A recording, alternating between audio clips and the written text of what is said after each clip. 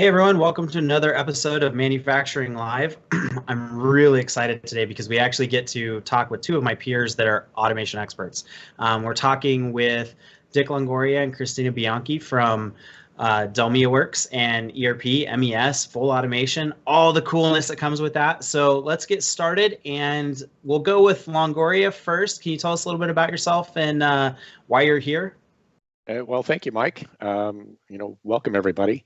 Well, the reason I'm here, I believe, is because I have a little bit of background in this space. Historically, I've been around the CAD CAM engineering world since the mid '80s. That kind of dates me just a little bit. But let's just put it this way. I remember back in the day when Autodesk was at 2.14 for AutoCAD, and so that if I could have kept some of those old diskettes, they'd probably be collector's items right now. But in the late '90s, I became a Solidworks reseller. So I've been around the Solidworks community for a number of years. And Mike, of course, that's where we crossed paths. And so we stayed in that as a Solidworks reseller, and then switched gears around 2012, where I kind of dabbled quite extensively in 3D printing and the manufacturing world, specifically around DELMIAWorks and ERP over the course of the last several years.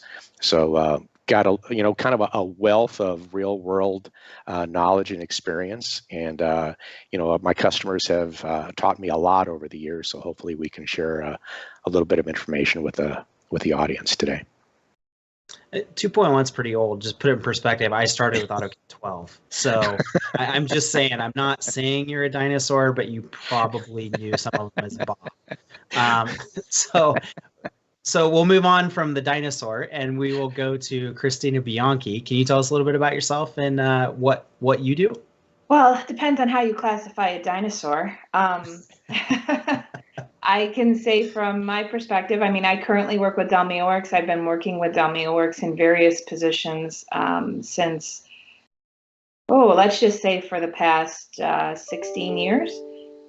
Within that experience, my efforts were mainly in implementing our solution in all these different types of manufacturing facilities. So I have a lot of extensive background and experience in the different types of manufacturers that are out there, how our ERP application actually works with them, and what we currently do to solve solutions for our mid-manufacturing market. And okay. Currently I'm the director of product management for DELMIAWorks.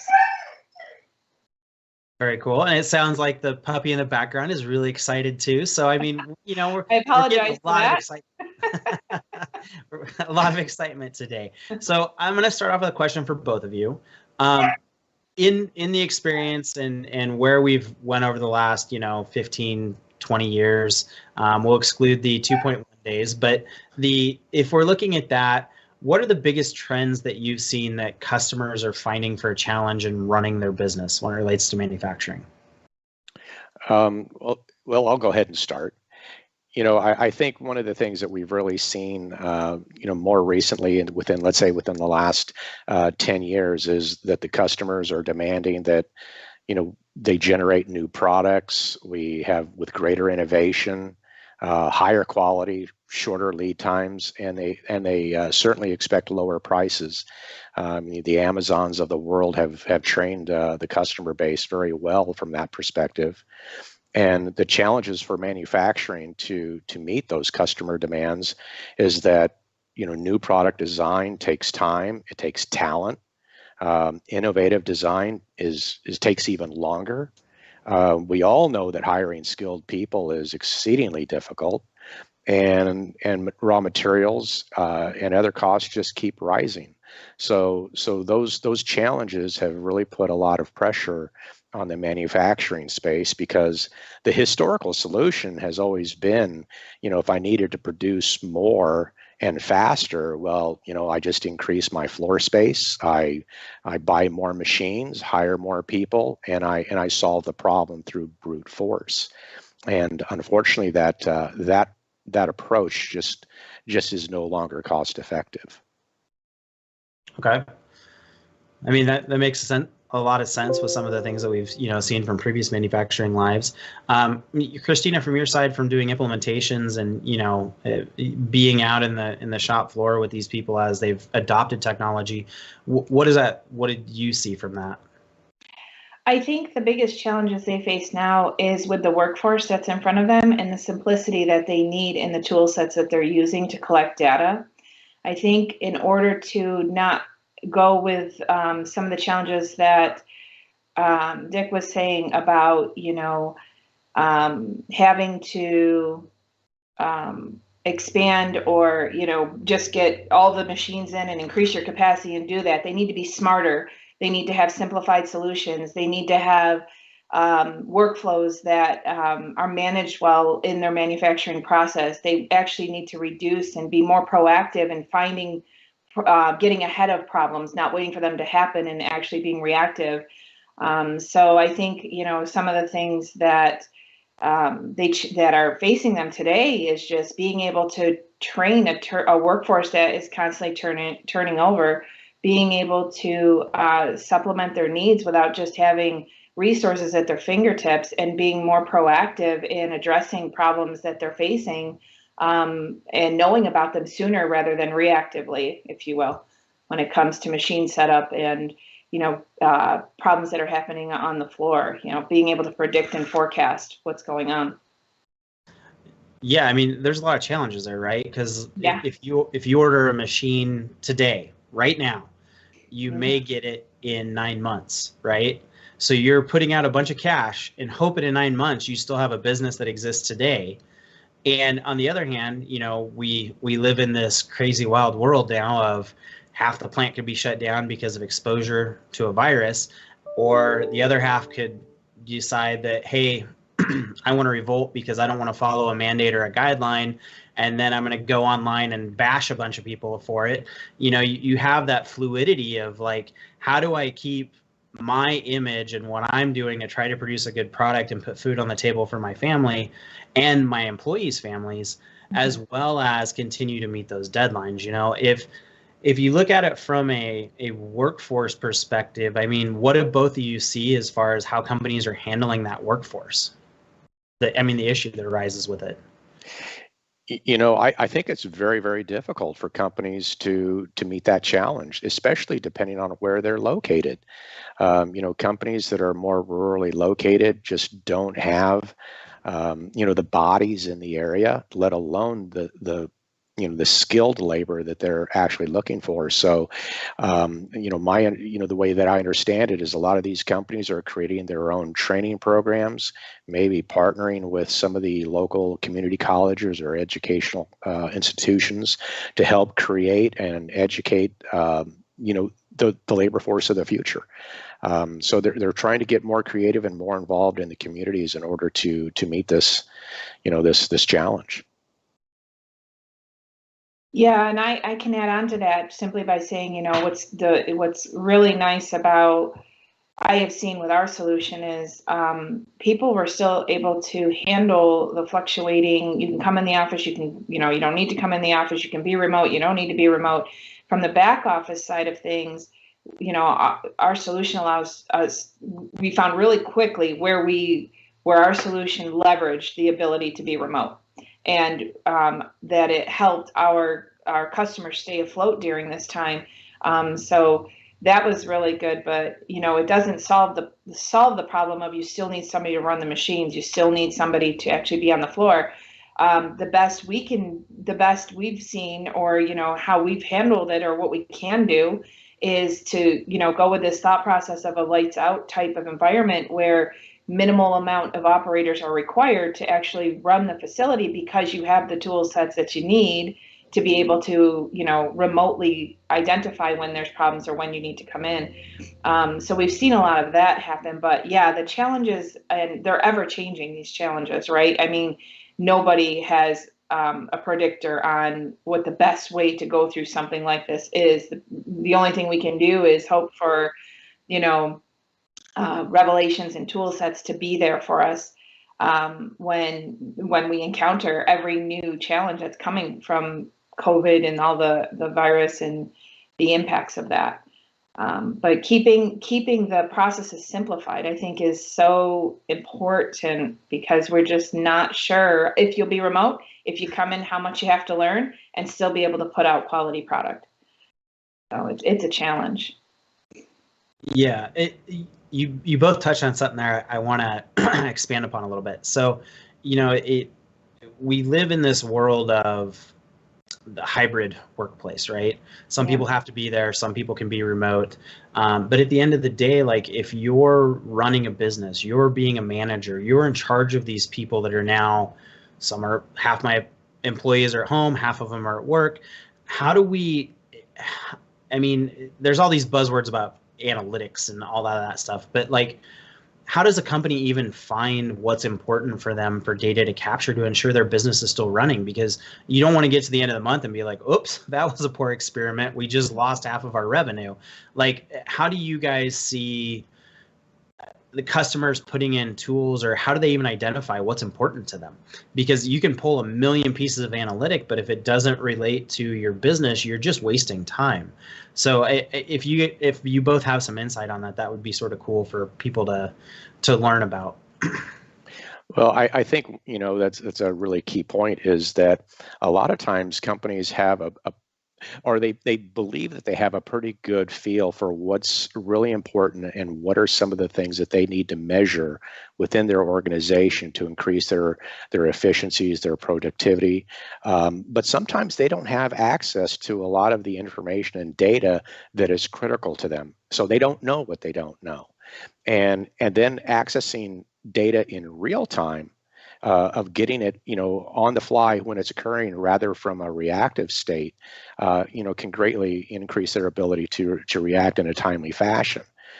So I kind of really look at it from the perspective that, manufacturers, all know that they have to digitally transform, and that might mean a variety of things to a variety of people. The question isn't if they need to digitally transform. They all know they do. The question is how do we do it? How do we digitally transform? What is important for us to capture and measure? In fact, there was a recent survey done, and in this survey that kind of looked at, gosh, it was several hundred manufacturing companies, and these manufacturing companies all kind of scaled in that area of that small to medium-sized manufacturer, where 50% of the companies that responded were $10 million in revenue and less, and the next 25%, 28% of companies were $10 to $50 million in revenue. So they're really in that small to medium-sized category. And of the top 10 business metrics that they found that were the most important to their organization, in order of importance, was on-time delivery, quality and rework, defect tracking, production metrics, inventory levels, manufacturing cycle times, scrap and wasted raw material, supplier quality, machine performance and OEE, and yields. And the number 10 was product design changes. So out of those top 10 business metrics, the top 9 were all manufacturing floor related, which I find just absolutely amazing and indicative of why there is an entire industry shift towards Industry 4.0, digital transformation, IIoT. That makes sense. Kristina, what did you see related to a lot of that as well?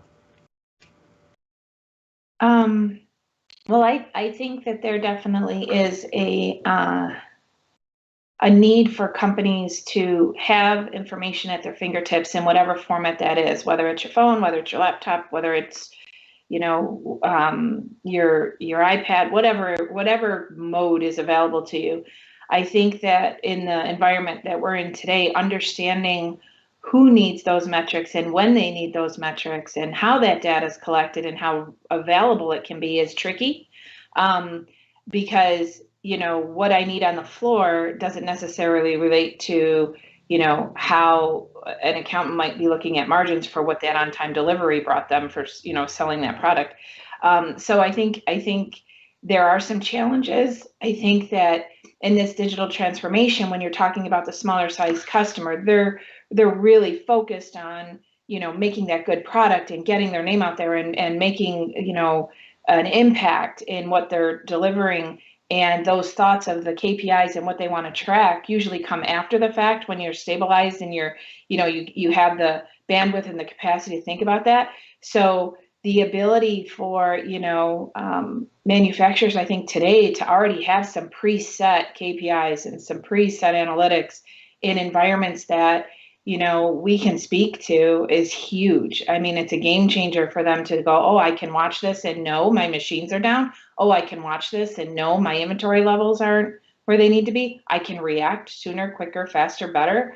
I think that's imperative. And not only is that, to your point, Dick, important for that mid-manufacturing market, but it's important with the day and age we live in today. We have to react sooner, quicker, faster, than we ever had to. The days of waiting, I'm going to plan that once a month, are gone. You need to actually have your materials coming in sooner than later. You need to be understanding where rejects have consumed all of your stuff. You need to have that data more now than you ever did. And it needs to be in an understandable format that can easily be translatable, with bringing somebody up and fine tuning that process quicker. So I think that, the more data we collect is great. How we siphon that data, though, and filter it out for the important people, I think that's tricky. I mean, that's going to be dependent upon each individual manufacturer. But I think the people that will have the leg up are those that do that specific to the markets that they're addressing and have those KPIs and those metrics as part of the package. I think that's huge.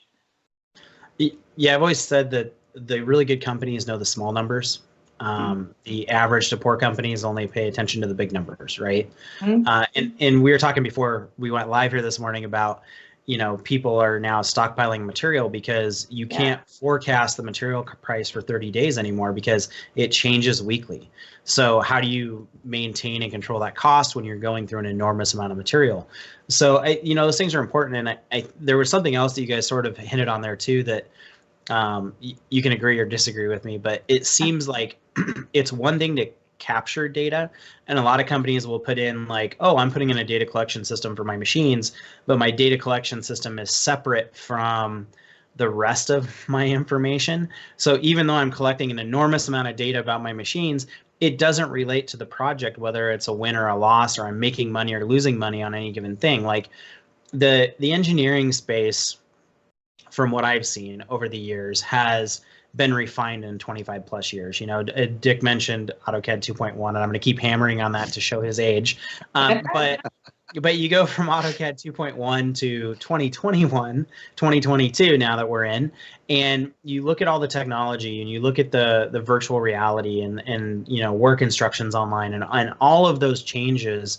It seems like the design department has become more and more and more refined, but the manufacturing side has sort of stayed the Wild West in terms of process. The machines are amazing. The technology is awesome. I can make parts faster than I ever have, but the process between all of that stuff is still Wild West and filled with this open source product, this cheap product, this free product. And although they all do their own thing, they don't collect to a bigger system. As Dick mentioned, digital transformation, there's sort of this discussion of 3.0 versus 4.0, and here soon, because we have to change at 5.0. It seems like a lot of companies get stuck in those. So can you guys talk a little bit about what those stages are and where people are getting hung up? Because I have some comments after, but I want to hear your thoughts first. Sure. And you hit on to a critical piece, right? Is that when you look at the manufacturing environment, manufacturing companies buy ERP, and they buy it with the expectation that it's going to run their business. And so they implement it, and they think that they're going to get all this great information out of the ERP. But yet, in a huge percentage of the environments, I want to say the industry estimates are somewhere around 70–80%. 70–80% of the time, the ERP is completely disconnected from what's actually happening on the manufacturing floor. And so the ERP is operating without any visibility to what's happening on the floor in real time. And what's happening on the floor has no input from the ERP.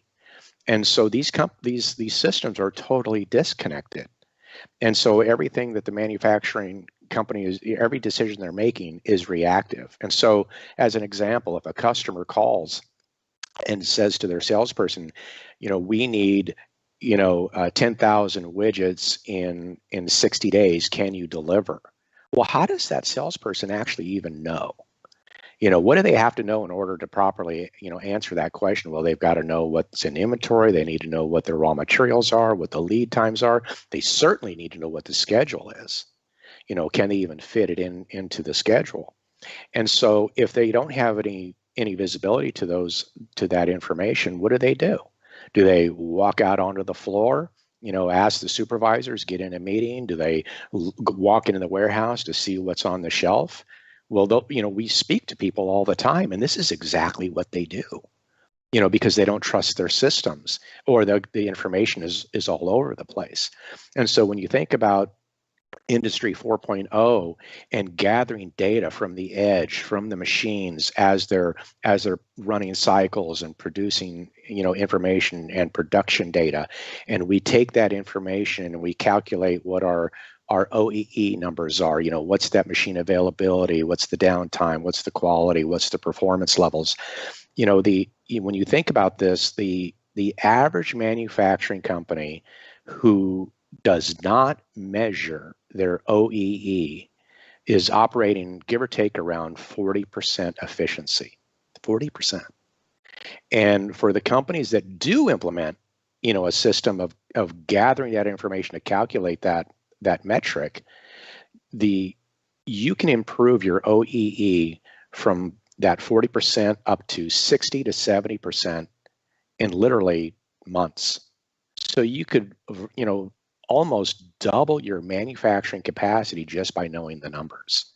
And so when you look at the manufacturing environment and you look at a company who is going down the path of digital transformation, is gathering this information and making decisions based on these types of metrics and a whole host of other ones, how is a company who doesn't do that, how do they compete? How could they possibly compete with somebody who knows what those numbers are? They're making real-time decision, and they're cranking part after part after part, and they're getting more out of the existing equipment they have. Well, it's very difficult for companies who don't go down that path to compete with them. So that's when I think about digital transformation and Industry 4.0 versus 3.0, digital transformation is becoming the new table stakes. And for good reason, because we compete in a worldwide market. Even Mike, even some of our wonderful small manufacturing customers back in the day in Omaha, Nebraska, just small contract manufacturers, maybe 5 to 10 employees. They're producing products that go all over the country or all over the world. Yeah. And so it is a global market space, and it is a global competition that's going on out there. Well, and to answer your question, the sales guy always says yes, and then he leaves the rest of the company and working overtime and in flux to figure out the problem. So I have to put that in there when you ask, what's a sales guy going to say? He's going to say, yes, we'll do it, even if it costs everyone else living at the facility. So that's been my experience. So with a system that's more connected, there's at least a checks and balances where he has to pause before he says yes as he looks at his commission check on that sale. Taking the little bit of humor out of it, Kristina, what do you see on the Industry 3.0 versus 4.0 versus? Well, I can speak from experience. I mean, just talking, reiterating a little bit of what Dick said was, we've taken customers that had no systems, none whatsoever. And just the ability to connect to the machines, in which, DELMIAWorks allows for that, but just the ability to connect to the machines and actually see what machines are running, what machines are down, what the average cycle is, what product is actually running on that machine. I think there is also a disconnect in understanding, great, you got machine stats, but you don't know what product you were running when you collected those machine stats and what the relevance is of that. I think that's all important to know too, because you could be really efficient running one job, but not so much on the other. And if you're just collecting the data off the machine without knowing what you're collecting it for, it might paint a picture that's not as accurate as you'd like it to be. But I can speak from experience when I say that when we've taken customers off of spreadsheets or, just applications or paper, if you will, we've taken them from that into an ERP system that is well connected with the manufacturing floor. It's been quite the transformation, and the efficiencies that they've gained from doing that have been huge, just huge in what they can collect and how they can react, and transitioning to that, to that digital transformation. The only thing is just the level of skill that you're bringing with that, and the level of understanding and the change management that comes with instituting practices like that. If we're talking from a business perspective and not just what the manufacturing floor can gain, because I think you can have the best tool sets in the world. You could be doing, transformation 5.0, whatever, but if you don't have that level of understanding of what that's bringing you and how to use that data, that's where it hurts. So they're definitely if you're talking like Mike, what you said, like you have your manufacturing's behind the design, right? There is this level of maturity that needs to come in the manufacturing floor for gaining the knowledge and the skills to understand how to get to that level of digital transformation that brings relevance to what they're doing and optimizes their efficiencies much better. So, you can put, like we've talked about, you can put all the data in place, you can collect it all to the hilt, but if you can't disseminate it, if you can't understand what you're getting and you can't react to it, that's a whole different thing. So I think the ERP helps close that gap with that. But I think that that's part of the challenge we have with manufacturers today is, great, I can collect the data. What do I do with it? And yeah, I've got all these high-tech tools in place and these machines that are superb. What's it telling me? And in the environment in the business we're working in, how is that impactful to my bottom line? Like, where am I gaining my dollars? Where is, how am I decreasing rejects? Unless, we could talk about rejects in terms of like product that's no good, but it's also in waste. It's anywhere where you have waste, and these systems that produce this kind of data can help you with that and can help you identify, but then you need that skill set to disseminate that and go down. So I do think that there's some growing challenges with that and getting to that, but is it a need to stay relevant in today's world? Absolutely. You can't survive without it. Yeah, I couldn't agree more with that. Now, devil's advocate. Okay. Dick, when you pulled me from Conoco back in 2000, and it's Concrete Equipment Company, not Conoco the gas station up in Blair, Nebraska. When I came to work for you, doing the Solidworks thing, a lot of our customers in Nebraska, Iowa, Kansas, Missouri, South Dakota, they were, they all got caught up in that early 2000s ERP sold here thing, tried to implement ERP, failed horribly, backed out. If I'm a customer or I'm someone on here that's a smaller company and, you go to the boss and he's like, yeah, I tried ERP in 2001, failed. Why would I spend another $100,000 on something like that? It's a complete waste. I can go open source and have some hunk of crap sitting in my system. Why would I look at ERP again? Why now? What's different between now and 20 years ago? Well, today we have the ability now to create or have that single source of truth in terms of data. If we look at our, the profile of our typical manufacturing customer, they have a design component.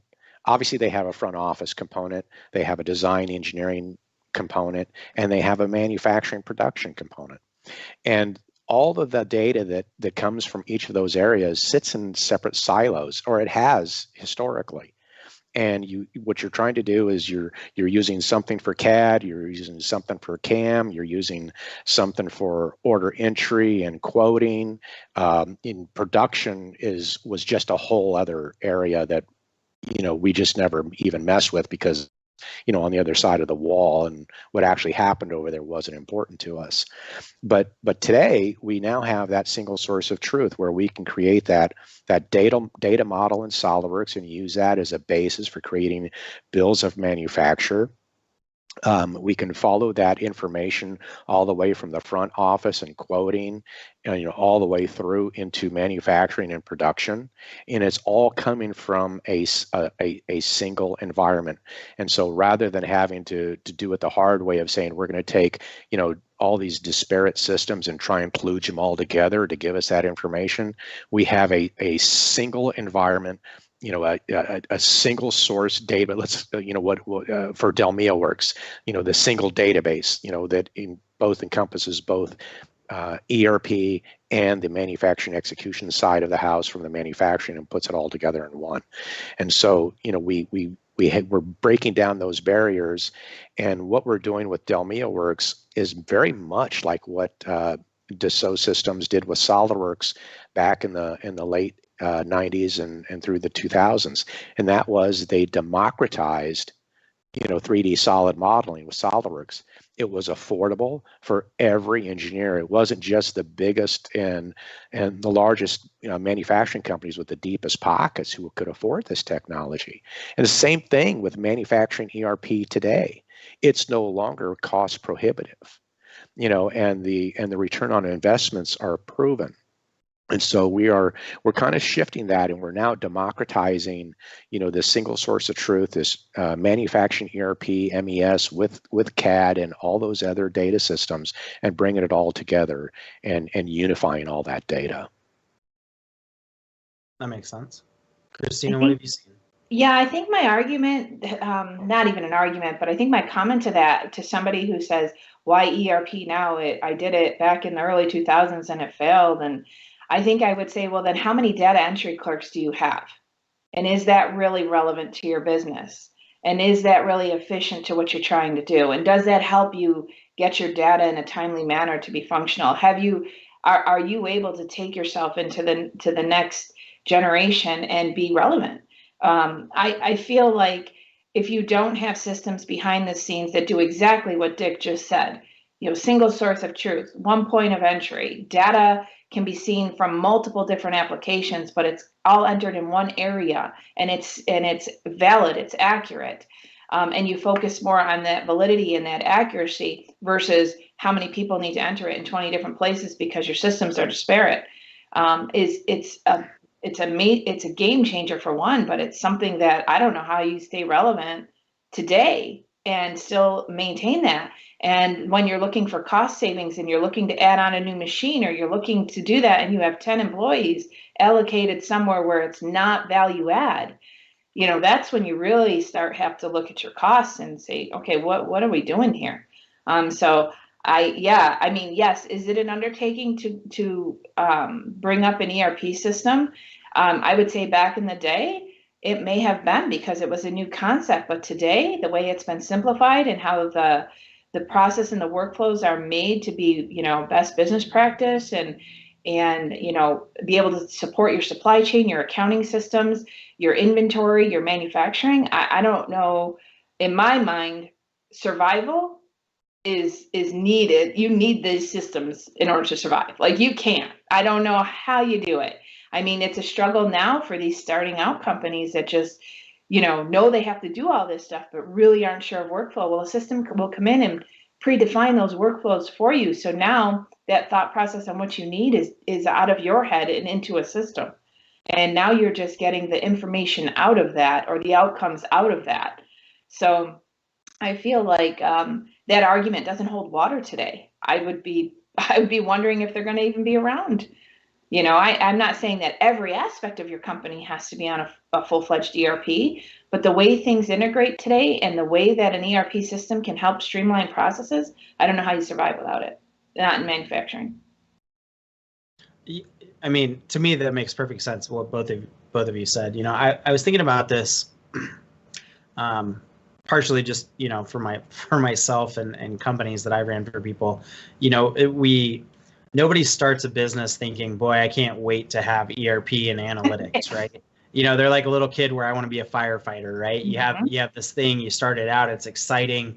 You get an employee, then maybe you get a couple of employees, and then before you know it, you now have 50 employees, and you're no longer the fun guy at work. You're the guy that has to deal with all the stuff he never wanted to do, which is why he started his own company.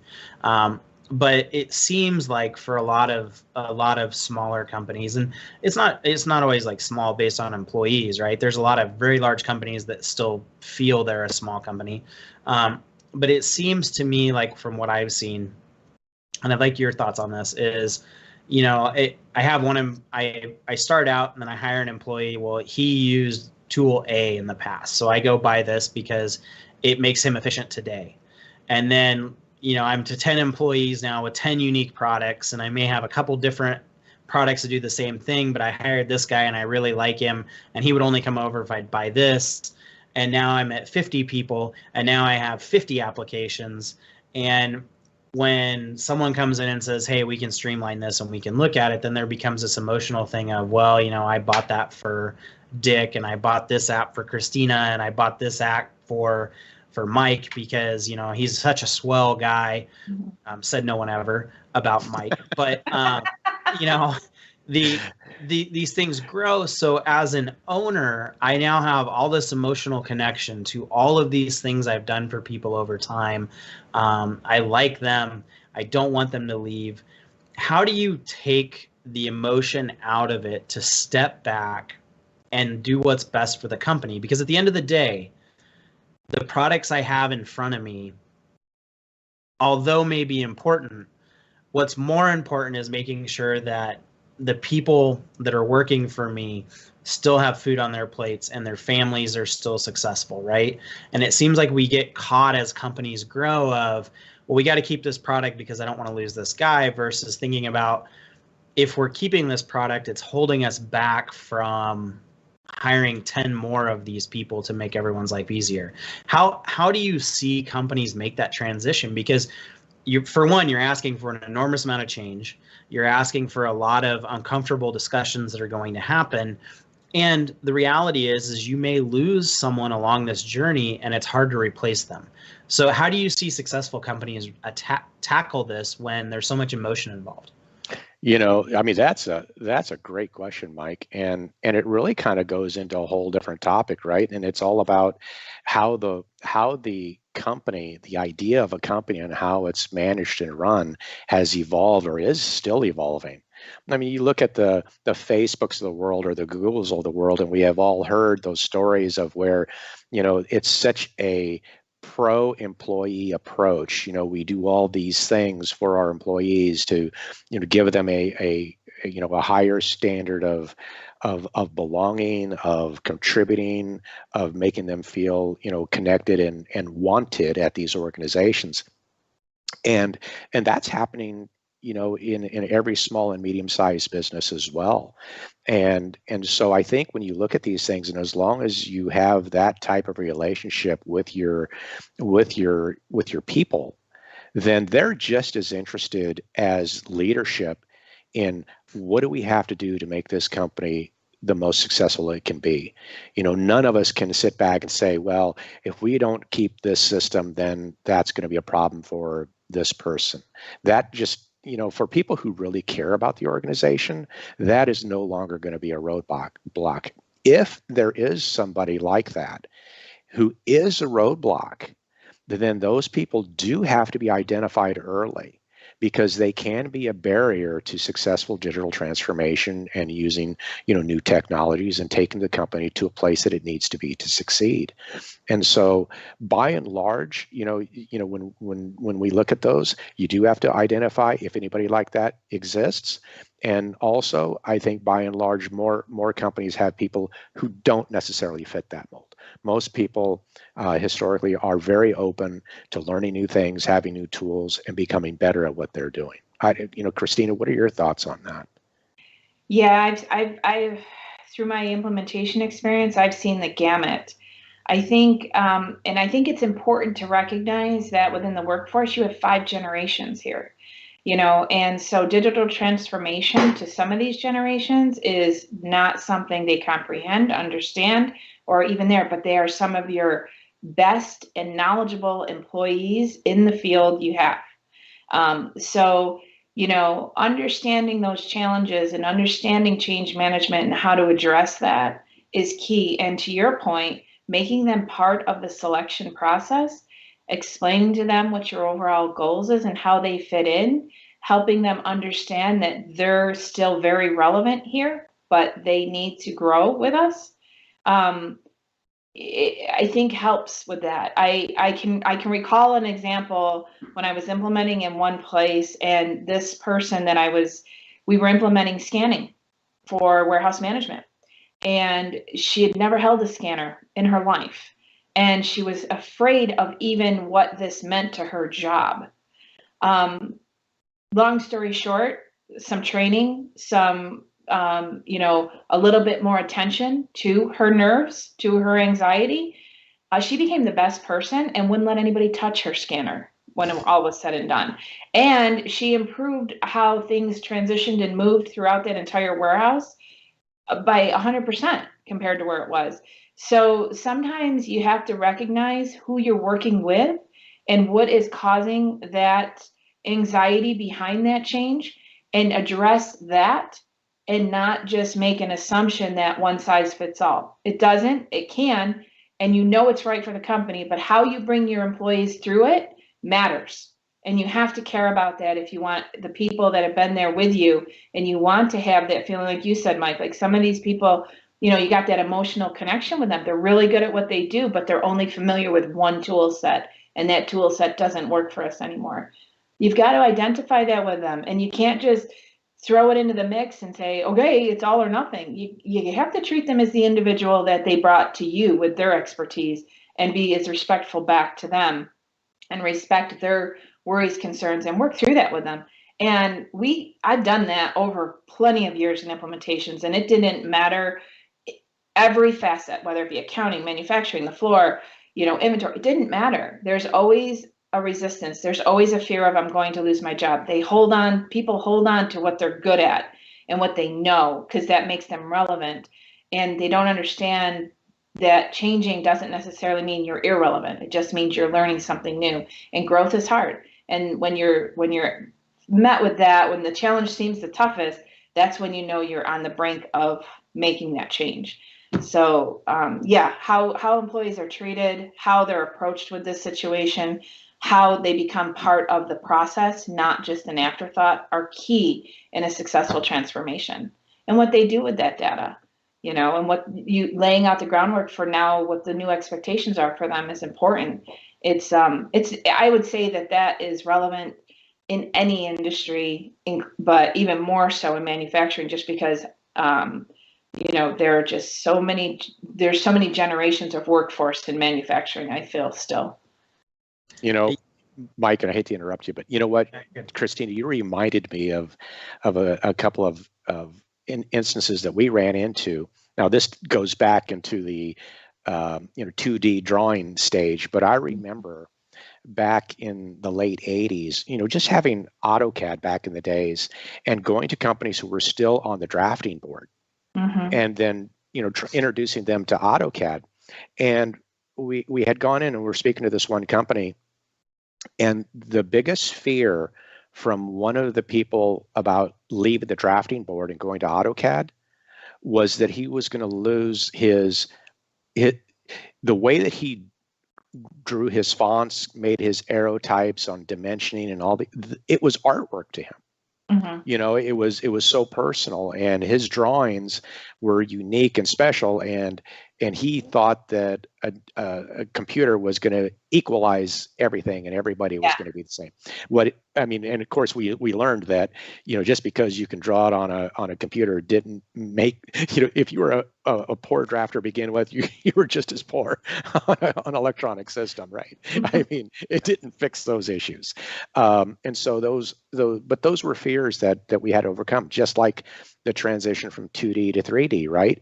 There were there used to be drafting teams in organizations, and when you brought in a SolidWorks, it was like, well, gosh, you know, the drawings are for automatic now. Do we need a drafting team? And how many people are going to lose their jobs? We never experienced one case of where we brought SolidWorks and anyone lost a job. No one ever lost a job.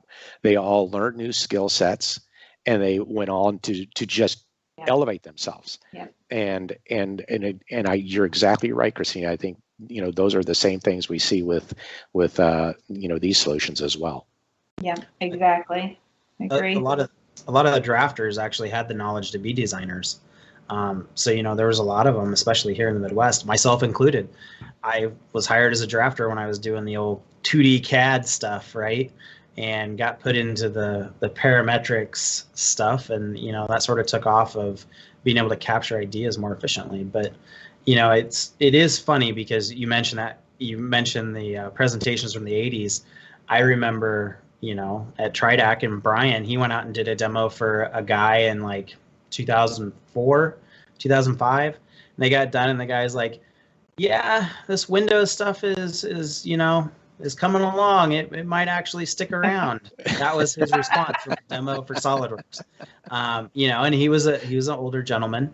But then at the same time, my buddy Jerry down at Liberty Pattern in Coffeyville, one-man shop, he went out on a whim and went and put in a CNC, and then bought CAM, and then bought CAD. And, you know, he was in his late 60s, and he's like, I know how to build a pattern. I just need you to show me how to transform that into something digital to speed it up, you know. And a one-man shop was able to keep his business with John Deere at that time, you know, just because of that. So it is interesting how generational things are, but it's also interesting inside of those generations, the mentality that people take. You know, we see it, you know, I'm not getting old, but I've been in this business for a while now. And, you know, you see people that have used some of these tools 20 plus years, Dick. And you know, there comes a point where it's hard for them to think about a new way to do something, right? So you get stuck in that, okay, I become a master at this. Everyone in my company knows I'm a master for this. This is what they come to me for.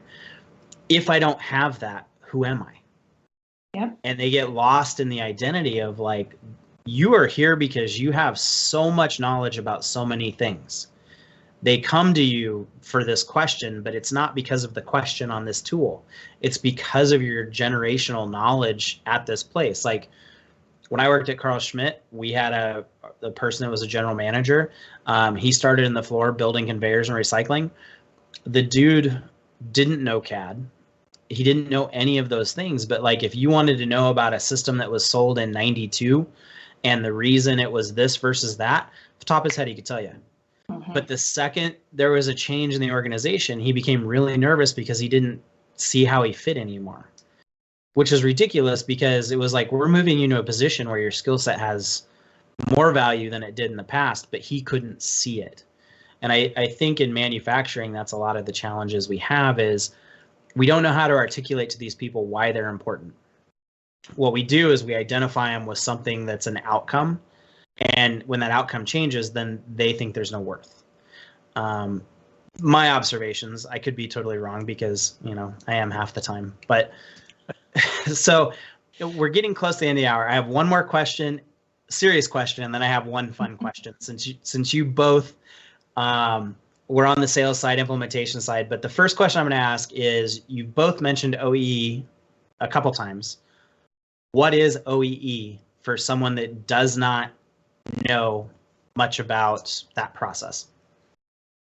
Well, OEE is a metric between, let's say, a machine. It's based on machine availability, quality, and performance. Availability is when that machine is available. It could be a machine, a work cell, a production line. You know, what percent of the time is that machine available during, let's say, you know, a shift or an 8-hour period of what you're working, you know, what your working hours are. What percent of the time is that machine available, or what percent of the time is it scheduled for downtime or unplanned downtime?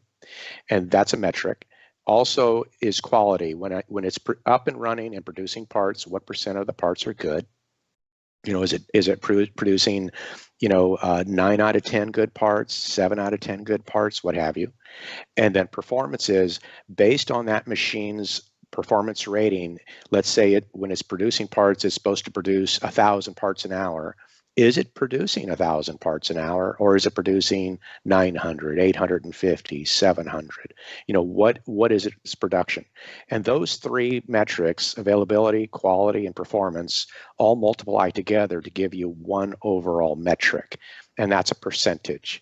And like I mentioned earlier, the industry standard is that if you're not measuring it, that industry metric is about 40% efficiency. So OEE stands for overall equipment efficiency or effectiveness.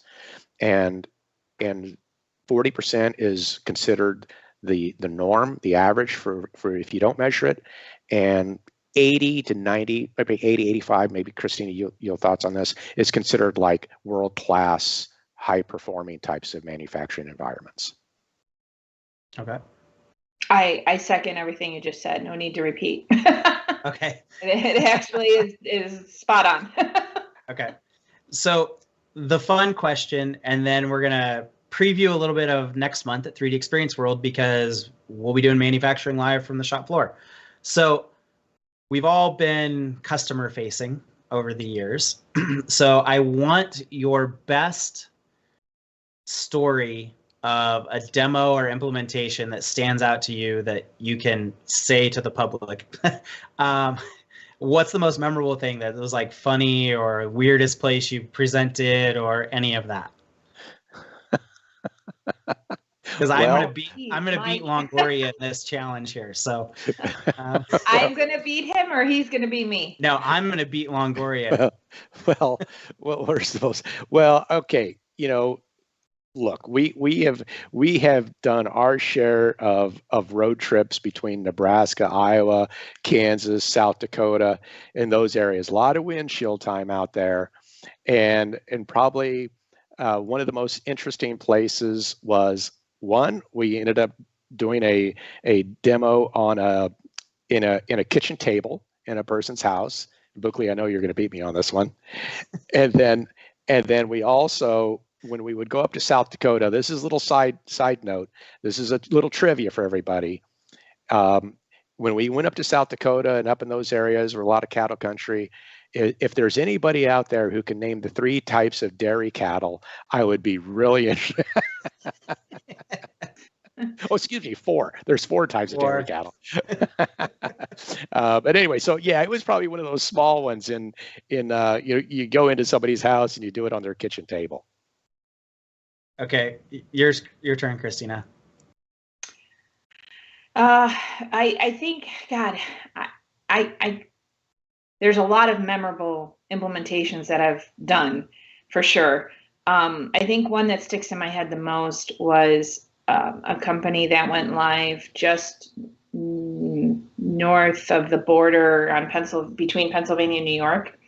And of course, it was snow season. It was like, I think the end of January when they decided to go live. And I literally, the hotel in which I was staying at was about 45 minutes away from the facility. So you talk about these remote locations where these facilities are. I had so much ice build up on my wheel well, I couldn't turn my car to actually drive to get to the implementation.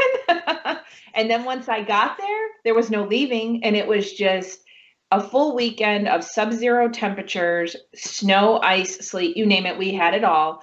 And you could not, if you could get your car there, you just didn't leave. So I just ended up staying for pretty much the whole weekend. Yeah. Wow.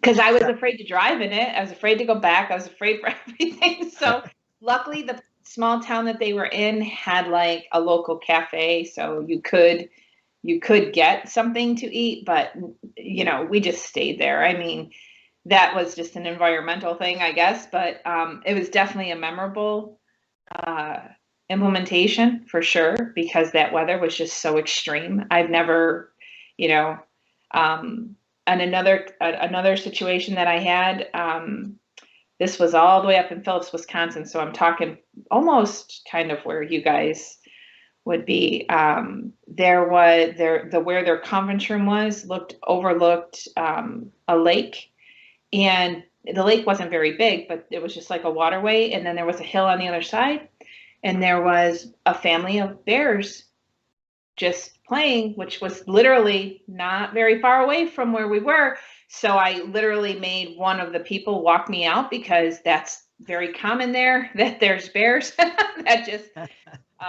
and I was just afraid that, I'd be attacked by a bear. So I've had a lot of unique situations and things happen, along with I was told I couldn't do an implementation on that weekend because it was opening day of hunting season and there would be nobody here. So the unique things that have happened to me along the way have been extremely varied. All very, you look back and you can laugh, but during the process you're like, oh my God, what are we gonna do? Yeah. But yeah, there's been a lot for me, but those are a few that I could share. Those are awesome. That's the fun part of the job, that it gives you a thicker skin when you have to. Oh yeah, you definitely get a thicker skin, no doubt. I mean, population in some of these towns less than 500. I'm like, where do these people come from that you employ? And they came on snowmobiles and bikes and you name it to come to work. I was blown away. Yeah. So the it was a running joke with Longoria and I for a long time. So I went to do a demo down in this little small town in Missouri once, and we go to the facility and it's locked up tight, and it was like a 2.5-hour drive there.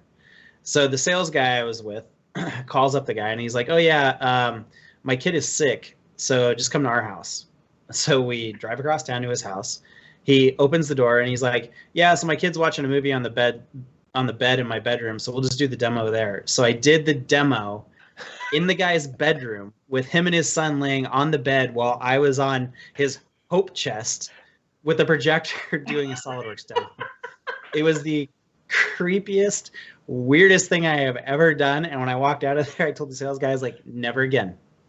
Never, ever again. That is the worst that I will ever do, is a demo in a guy's bedroom with him laying on the bed while I do it. Just not cool. So we'll jump forward to. Did he purchase? I think the kicker here is, did he end up purchasing? Yeah. Okay. Yeah, he purchased, which is why the joke at TriDeck used to be, "Send Mike, he'll do anything to get." So as we look forward to 3D Experience World, Kristina, you at DELMIAWorks, you guys have some cool stuff that we're going to be showcasing in the shop floor. You want to talk a little bit about that? And then Ian, who's helping with the production, he's going to jump over and do the preview video we have for everybody. Yeah, so DELMIAWorks has been working really hard at developing a solution for the entrepreneur type, if you will, the people that are trying to do exactly what we talked about today: gather all the information, be there, have it all at their fingertips. So worry less about the points and clicks of the business behind the scenes and worry about making your product the thing that is making you relevant in the industry today.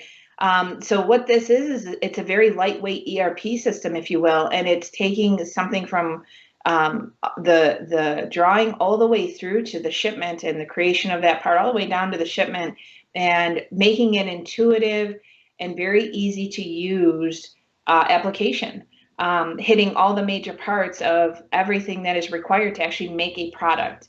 So we're really excited to be able to show that in its very preliminary state and get some feedback around how this is shaping up. We really feel that the market out there, with what we have done and the research we have done around the SolidWorks user and what these entrepreneur type people are doing, with manufacturing, that this is a solution that will help them, help them grow, help them start, help them grow, help them realize, help them digitize sooner, quicker, faster, better.